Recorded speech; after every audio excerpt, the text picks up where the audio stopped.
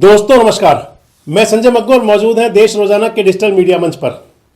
एक बड़ी पुरानी कहावत है कि एक और एक 11 होते हैं, और इसके साथ साथ ही मैं जिक्र जरूर करूंगा कि प्रधानमंत्री नरेंद्र मोदी ने जो एक नारा दिया था सरदार पटेल साहब के स्टैच्यू के सामने सभा के दौरान और उसके बाद महाराष्ट्र के चुनाव में कि एक हैं तो सेफ हैं। अगर मैं ये कहूं कि ये जो नारा था प्रधानमंत्री जी का, तो जो मैं आपको कह रहा था एक और एक 11 और प्रधानमंत्री का नारा एक है और सेफ है, ये हरियाणा भारतीय जनता पार्टी के लिए, खासकर भारतीय जनता पार्टी के अंदर, पार्टी के इंटरनल पॉलिटिक्स के अंदर भी आजकल खूब चल रहा है। एक और एक 11 तो बढ़ करके एक और एक 111 हो गया, खासकर फरीदाबाद क्षेत्र के अंदर, जहां 3 वजीर आपस में कहा करते हैं कि एक और एक 111, यानी कि विपुल गोयल, गौरव गौतम और राजेश नागर। और जो एक है और सेफ है, मैं इसलिए कह रहा हूं क्योंकि हरियाणा के अंदर जो जोड़ी है मुख्यमंत्री नायब सिंह सैनी की और प्रदेश अध्यक्ष मोहनलाल बड़ौली की, आपसे सारी बात का जिक्र इसलिए करना पड़ा क्योंकि एक सोशल मीडिया वेबसाइट पर मैं पढ़ रहा था आज कि भारतीय जनता पार्टी, जो आजकल संगठन का चुनाव चल रहा है, भारतीय जनता पार्टी में मंडल से लेकर और राष्ट्रीय अध्यक्ष, इन सब का चयन होना है। मंडल अध्यक्षों की नियुक्तियों के लिए, उनके चुनाव के लिए इस समय बैठकों का दौर जारी है। जिला अध्यक्ष चुने जाएंगे, प्रदेश अध्यक्षों की नियुक्ति होंगी, कहीं नए बनेंगे तो कहीं पुराने रहेंगे। बात यह चली क्योंकि उसमें आया कि हरियाणा के प्रदेश अध्यक्ष सेफ हैं। हरियाणा के प्रदेश अध्यक्ष जो मोहनलाल बड़ौली हैं वो सेफ हैं, उनकी कुर्सी को कोई खतरा नहीं है, उनकी प्रदेश अध्यक्षी चलती रहेगी। मैंने इसलिए आपसे कहा कि एक और एक 11 और एक है तो सेफ है, क्योंकि एक जो हरियाणा के अंदर विधानसभा चुनाव के दौरान और विधानसभा चुनाव घोषित होने से पहले भी जिस प्रकार का कदम ताल करते दिखे मुख्यमंत्री नायब सिंह सैनी और प्रदेश अध्यक्ष मोहनलाल बड़ौली, उसने साबित कर दिया कि एक और एक 11, और जब भी कभी कहीं एक और एक 11 हुआ करते हैं तो फिर वो गाड़ी सरपट दौड़ा करती है। चाहे मुख्यमंत्री मनोहर लाल थे और उनके साथ में सुभाष बराला प्रदेश अध्यक्ष हुआ करते थे। भले ही सुभाष बराला उस समय विधानसभा का चुनाव तो हार गए थे, लेकिन गाड़ी सरपट दौड़ी थी।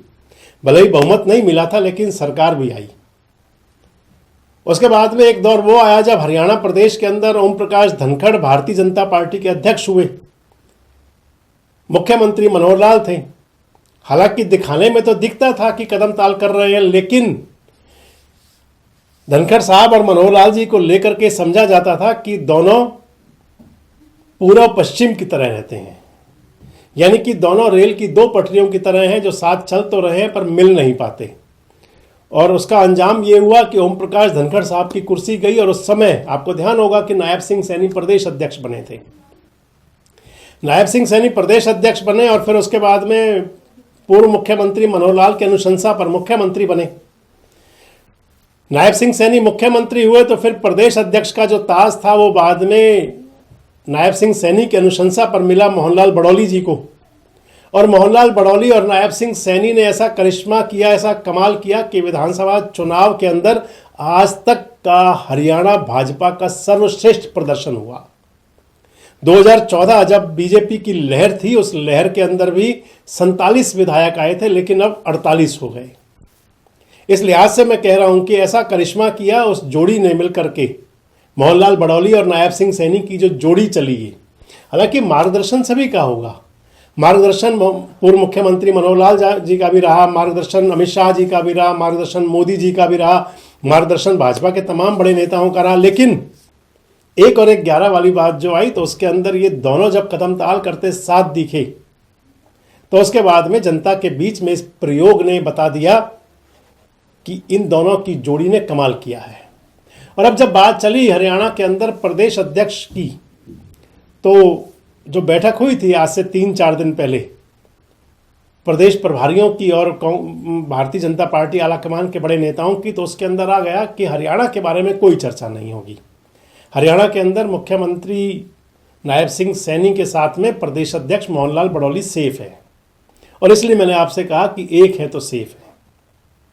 वैसे आपको बता दूं कि एक ऐसा प्रयोग था हरियाणा के अंदर, क्योंकि राजनीति के अंदर जातिगत जो समीकरण साधना सबसे महत्वपूर्ण रहा करता है, और मोहनलाल बड़ौली और नायब सिंह सैनी के साथ में एक ऐसा समीकरण साधा गया कि जिसके अंदर लगभग 20% के आसपास ओबीसी मतदाता और लगभग 7.5% के आसपास ब्राह्मण मतदाता। भारतीय जनता पार्टी ने यह संदेश देने की कोशिश की कि इन दोनों प्रमुख यानी कि ओबीसी और ब्राह्मण मतदाताओं को वो साथ लेकर के जब चलेंगे तो फिर आगे सब ठीक रहेगा। और चुनाव परिणाम ने दिखा दिया कि भारतीय जनता पार्टी के आलाकमान का ये प्रयोग सटीक बैठा। क्योंकि वो प्रयोग सटीक बैठा तो फिर प्रयोगशाला के अंदर जब कोई फॉर्मूला ठीक बैठ जाता है तो उस फॉर्मूले को बार बार रिपीट नहीं किया जाता और या फिर उस फॉर्मूले के अंदर कोई ज़्यादा चेंज नहीं किए जाते। इस लिहाज से क्योंकि दोनों एक रहे तो सेफ रहे और मोहनलाल बड़ौली हरियाणा भाजपा के प्रदेश अध्यक्ष रह जाएंगे। आगे मोहनलाल बड़ौली जी हरियाणा के अंदर अपना संगठन खड़ा करेंगे क्योंकि उनके पास जो संगठन चला आ रहा है वो ओम प्रकाश धनखड़ जी वाला ज़्यादातर संगठन था, अगर छोटे मोटे परिवर्तन उसमें ना कहे जाए तो। धनखड़ साहब से जो नायब सिंह सैनी को मिला और नायब सिंह सैनी साहब ने आगे दे दिया वो मोहनलाल बड़ौली जी को, क्योंकि चुनावी वर्ष चल रहे थे, चुनावी समय था, चुनावी रुत थी। उस चुनावी रुत के हिसाब से ही उन्होंने चुनावी बयार में बहते चले गए। अब मोहनलाल बड़ौली आगे कितने प्रयोग करेंगे? हरियाणा भारतीय जनता पार्टी के जो 22 जिलों के अध्यक्ष हैं उनमें से कितने जिलाध्यक्ष बदले जा सकते हैं, कितने रिपीट किए जा सकते हैं? हरियाणा के अंदर जो पार्टी के अंदर महत्वपूर्ण पद होते हैं संगठन के, उन पदों पर या फिर उसके अलावा जो विभिन्न प्रकोष्ठ होते हैं उनमें किन नेताओं का नंबर लगेगा, किन का आगे का रास्ता क्लियर होगा और किन लोगों को प्रमोशन मिलेगी या किन का डिमोशन होगा, ये अब देखने वाली चीज़ें होंगी। वैसे आपको क्या लगता है कि क्या मोहनलाल बड़ौली आमूलचूल परिवर्तन करेंगे हरियाणा संगठन के अंदर और या फिर अभी पुरानी टीम से काम चलाते रहेंगे?